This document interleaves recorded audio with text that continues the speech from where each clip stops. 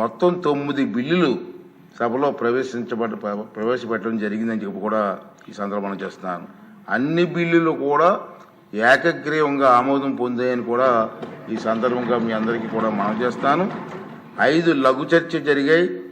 344వ నియమం క్రింద ఒక అంశం, 74వ నియమం క్రింద 2 అంశాలు చర్చించబడ్డాయి.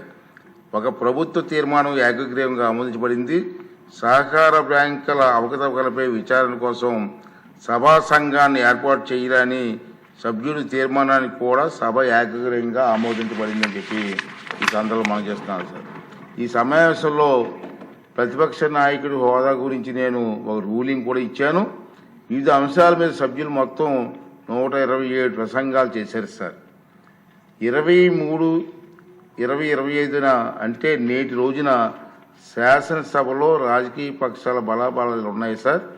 తెలుగుదేశం పార్టీకి 135 మంది సభ్యులు, జనసేన పార్టీకి 21 మంది సభ్యులు, వైఎస్ఆర్ పార్టీకి కాంగ్రెస్ పార్టీకి 11 మంది సభ్యులు మాత్రమే ఉన్నారు. జాతీయ జనతా పార్టీకి 8 మంది సభ్యులు ఉన్నారు సార్. తర్వాత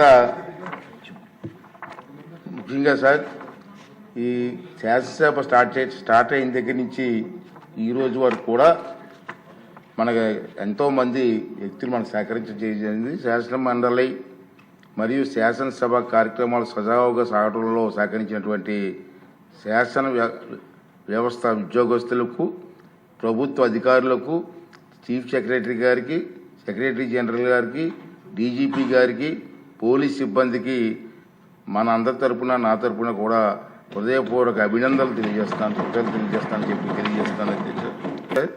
ఇక మన ఇప్పుడు సార్ అధ్యక్ష ఇక్కడ చూస్తే అటెండెన్స్ 24వ తారీఖున వైఎస్ఆర్ కాంగ్రెస్ 11 మందికి వచ్చారు, సంతకాలు పెట్టారు. 25 మంది సంతకాలు పెట్టారు. 18/3/2025 ఒకరు వచ్చారు. 19/3/2025 నలుగురు వచ్చారు. లోపలక్కడ వచ్చిన కనపడలేదు అధ్యక్ష. మీరు రాలేదా? మీరు మాకు ఐడియా లేదు, మీరు రానిలేదేమో అని మాకు అనుమానం. మార్నింగ్ నేను అనౌన్స్ చేశానండి హౌస్లో. దొంగచాటు నుంచి సంతకాలు పెట్టి కర్మ ఎందుకు పెట్టిందో నాకు అర్థం కావట్లేదు. హౌస్లో కనపడలేదు ఎక్కడ. జీతాలు తీసుకుంటూ హౌస్కు రాకపోవడం ఒక తప్పండి. గవర్నమెంట్ జీతాలు తీసుకుంటున్నారు సార్ వీళ్ళందరూ కూడా. జగన్మోహన్ రెడ్డి మినహా అందరు ఎమ్మెల్యేలు కూడా నెల జీతాలు తీసుకుంటున్నారు. మరి జీతాలు తీసుకొని డ్యూటీకి రాకుండా ఉన్న వాళ్ళు ఏమనాలి సార్ మనం? అదే ప్రభుత్వ ఉద్యోగస్తులు కానీ డ్యూటీకి రాకపోతే ఏం చేస్తాం సార్ మనం? అంటే దీనికి అంటే తెలియని చెప్తున్నారు, ప్రజలకు కూడా తెలియాల్సిన అవసరం ఉంది సార్. అంచేత దొంగచాటును వచ్చి దొంగ సంతకాలు పెట్టే కర్మ ఎందుకు వచ్చింది సార్ ప్రజాప్రతినిధులకి? ఇవన్నీ కూడా మనం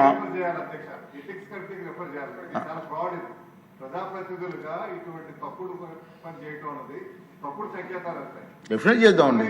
ఓకే, డెఫినెట్గా నేను ఒకసారి రూల్స్ వెరిఫై చేసి అవసరమైతే రూల్స్ పర్మిట్ చేస్తే ఎథిక్స్ కమిషన్కి వెళ్దాం సార్. తప్పదు, ఇచ్చిందంటే ప్రజల డబ్బు ఇది.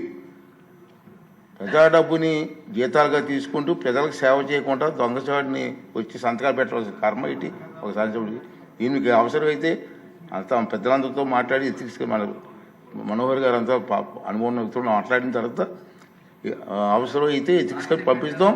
దీని మీద సరైన కఠిన చర్యలు చేస్తారు. రాబోయే రోజుల్లో ఎమ్మెల్యే తాలూకు పాత్ర ఏంటి, వాళ్ళ డ్యూటీస్ ఏంటో వాళ్ళకి తెలియాలి, ప్రజలకు కూడా తెలియాలండి.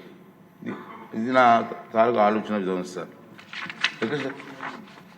సార్ ఈ 16వ శాసనసభ 3వ సమావేశాలను మరి ముగిస్తున్నాం. ఇప్పుడు వాయిదా వేస్తున్నాం సార్, నిర్వధికంగా వాయిదా వేస్తున్నాం సార్.